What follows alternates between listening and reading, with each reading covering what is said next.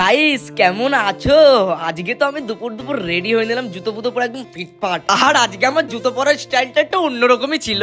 আর guys এই কয়দিন এত লেভেলে ঠান্ডা দিচ্ছে কি ওয়েস্ট বেঙ্গলে এখন দার্জিলিং হয়ে গেছে। আর ওই দেখো আমার সেই বিলুপ্ত হয়ে যাওয়া বন্ধুটা আমাকে নিতে চলে এসেছে। গাইস এটা হলো মালিক আর এটা হলো মালিকের গাড়ি।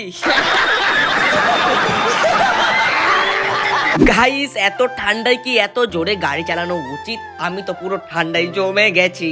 আর সে তো মনের সুখে ভু ভু করে গাড়ি চালিয়েই যাচ্ছে। আর গাইস এই যে তোমাদেরকে এবারটা প্রমাণ সহ আমি দেখিয়ে দিচ্ছি, এটা কি দার্জিলিং এর থেকে কিছু কম? আমাদের ওয়েস্ট বেঙ্গল তা মানে এত লেভেলের ঠান্ডা পড়েছে কি জুম করেও কুয়াশার মধ্যে থেকে কিছু দেখা যাচ্ছে না কাছের জিনিস। মানে তোমরা ভেবে নাও যে কি লেভেলের ঠান্ডা পড়েছে এবারে। গাইস ফাইনালি ঠান্ডার মধ্যে চলে আসলাম আমাদের বাড়ি থেকে কিছুটা দূরে সিদ্ধেশ্বরী মেলাতে, যেখানে এই মেলাটার আরেকটা নাম আছে কি অন্নকূটের পুজো।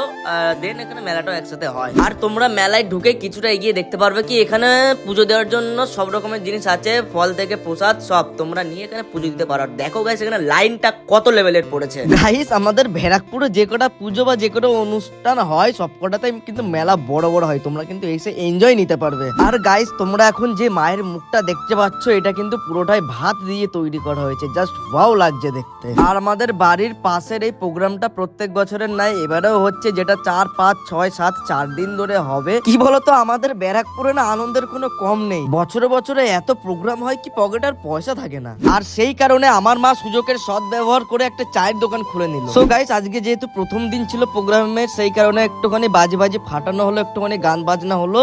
আর আজকের জন্য এইটুখানি, তোমাদের সঙ্গে দেখা হচ্ছে নেক্সট কোনো অন্য ভিডিওতে। আজকের জন্য গুড বাই।